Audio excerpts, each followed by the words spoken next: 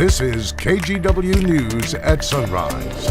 Coming up this morning on Sunrise, we have the latest details on a fatal shooting that forced parts of I-5 in the Salem area to close for hours yesterday morning. We now know why an Oregon State trooper shot and killed a suspect. And another business is leaving downtown Portland. It's during business hours and people feel unsafe and it's pretty traumatizing.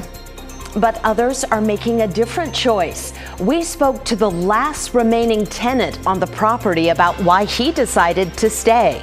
Plus. So last week I was golfing, and then today we're playing in the snow. So we're not dealing with snow today, but we were on this day 1 year ago, April 11th, 2022. Inches of snow fell around the area, and we're laughing about this. Ha ha ha! Snow in April. How crazy is that? Rod Hill joins us now to start off the 5 o'clock hour of the Sunrise Show. And Rod, as funny as that is to us today, it's not actually out of the forecast tomorrow. Snow level tomorrow morning for sticking snow showers below 1,000 feet, maybe below 500. So we'll see. Look at that face. Is the calendar just off? Maybe we've been off for about a year. Maybe it's actually still February. You know, this happens from time to time where you get in a weather pattern and you just can't seemingly shake it. And that's where we are right now. It's a weather funk. Yes. We cannot shake the weather funk. I was getting to that, Brenda. I was going to clarify. Funk. Thank you very much. All right, scattered shower pattern today. You know, we've had steady rain the last 2 days, Sunday and yesterday at over 64 hundredths of an inch. We actually broke the record for the calendar day for measurable precip out at PDX. Right now, we've got showers moving into Canby, Salem, a little bit of rain, but a pretty wet last few hours along the coast where the rain has been pretty steady. Clouds over the city, 43 is the early morning number. Any sun breaks today and tomorrow would just go on to fuel some spotty downpours and maybe some hail. About 50 today, 52 at 5 p.m. Again, that snow level down below 1,000 feet later. Don't you throw a snowball at me. Don't do it. That's your forecast. Rod, thank you. We'll talk more later.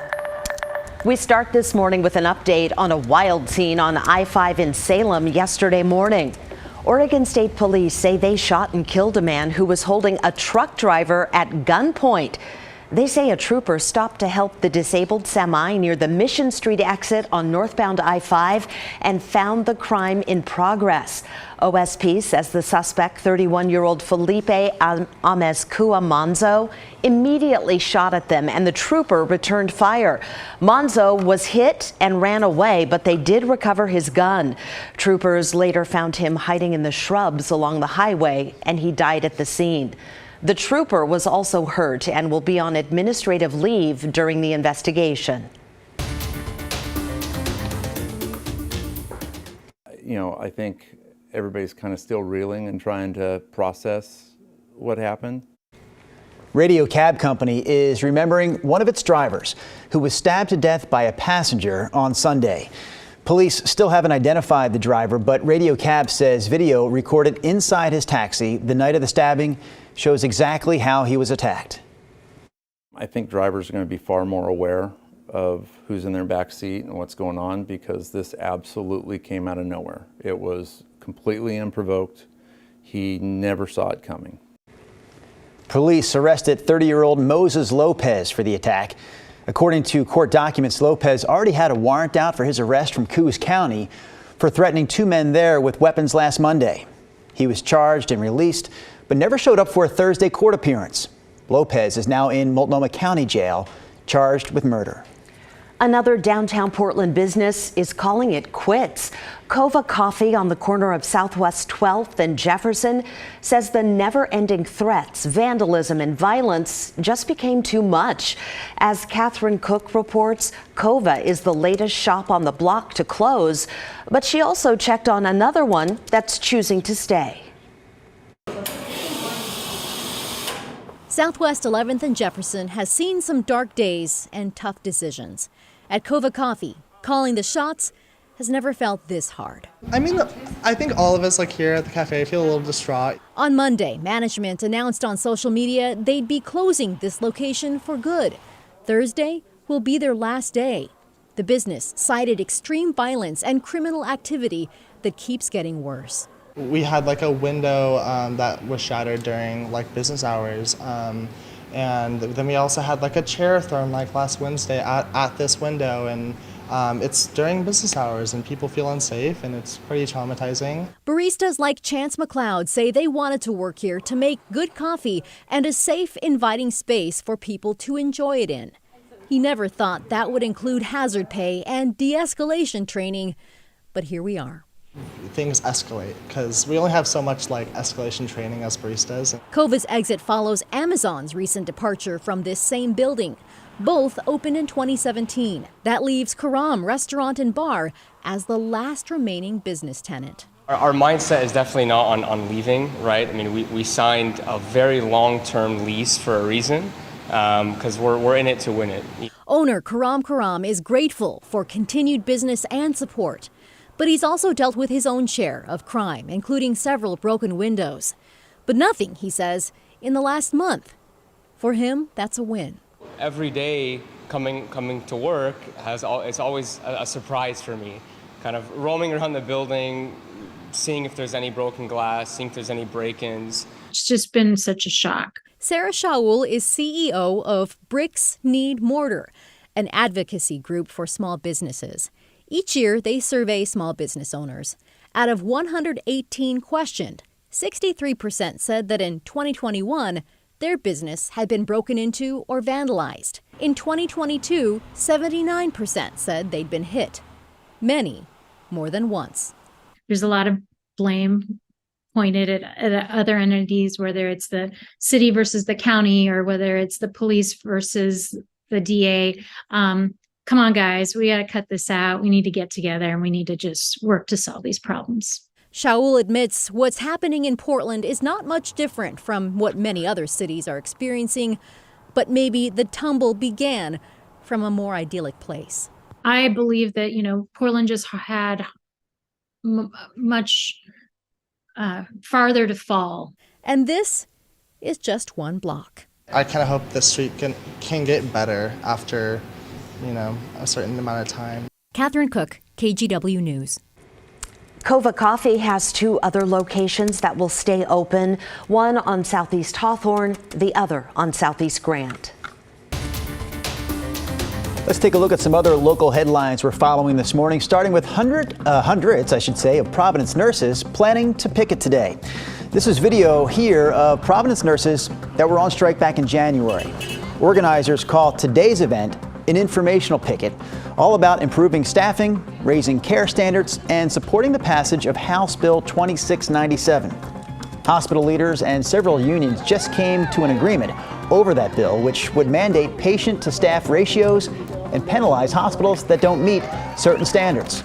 It's now in committee. Nurses plan to picket outside of Providence Portland Hospital today, starting at 4:30.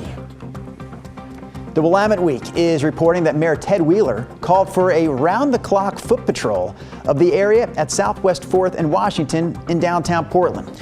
We recently told you about several fentanyl overdoses in that area.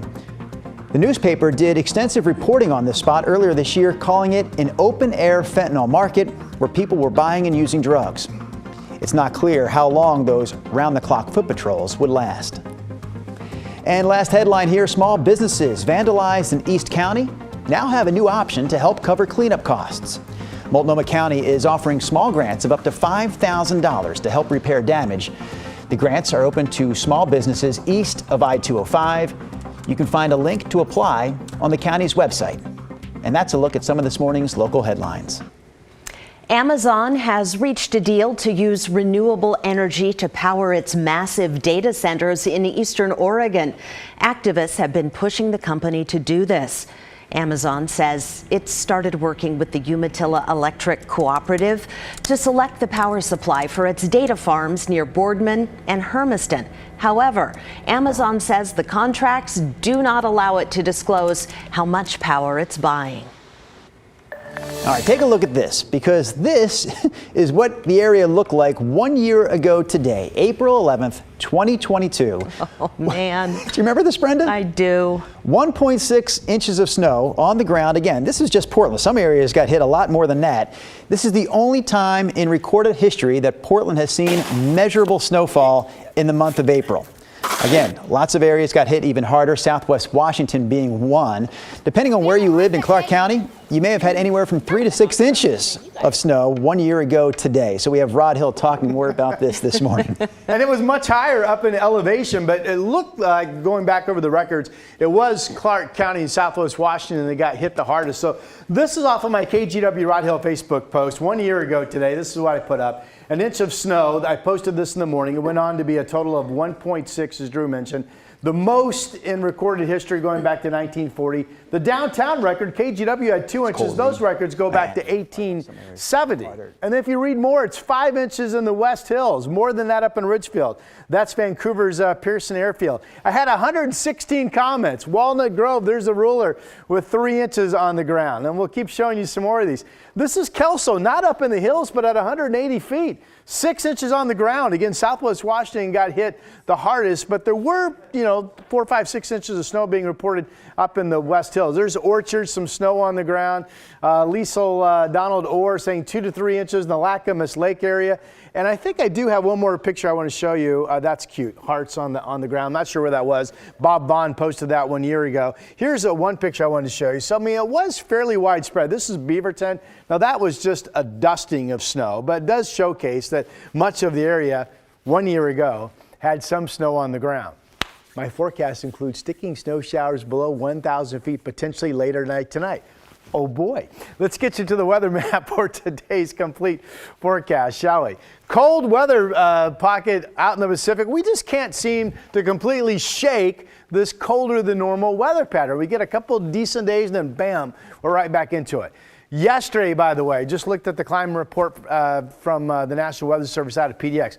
Just over an inch of rain fell. That is now the new record. I think it was 1.2 we picked up yesterday for the date. That was a rainfall record for the date. Today, it's not the steady stuff. It'll be scattered showers rotating in. We do have some precipitation out east this morning as well. Here's the radar. Snowing back down to about 2,000 feet up in the Cascades. Snow levels today could go as low as 1,500 feet. We're getting rain just picking up. It was fairly dry the last few hours, but now the rain's starting to pick up into the I-5 corridor. So expect to find some of that rain if you're getting ready to leave anytime soon. Up at Timberline, they have some light snow falling. They've picked up at least an inch the last time I looked. Could be getting closer to 2 inches of new snow now, 23 degrees, but you should expect at least early this morning snow over the Cascade Passes. That's Highway 26 at Government Camp with a temperature of 29.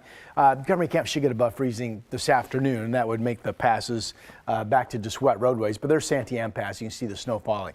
All right, temperatures 40s at the coast, up and down I-5, 41 in Salem. In fact, 40s everywhere. 44 out in Pendleton, 46 in John Day. Here comes our Futurecast movie. Again, today it's scattered precipitation. Any sunbreaks will go on to fuel some spotty downpours, maybe some hail. This is 9 o'clock this morning, and then here's 1 o'clock this afternoon. Again, we get a mix of some dry time. Here's a next little wave of moisture coming in tonight at 9 p.m. This is the one that behind it drops early morning snow levels down below 1,000 feet tonight into early tomorrow morning. This does show at 7:30 rain up and down I-5, but you can see the blue colors, the snow kind of closing in. So that's a sign that if you live up in elevation tomorrow morning, maybe you wake up to at least the dusting of snow on the ground. 52 today, a similar day tomorrow, 50 degrees. Thursday, much drier, but still the chance of a PM shower. Friday looks great. We talked about this yesterday. The front that was showing up on Monday could come in earlier. Now that front comes in on Sunday. So instead of being 71 on Sunday, rain likely and 56 degrees. Oh my goodness. What a change. No, unfortunately, I think we're getting used to it. But thank you for the warning, Mr. Hill.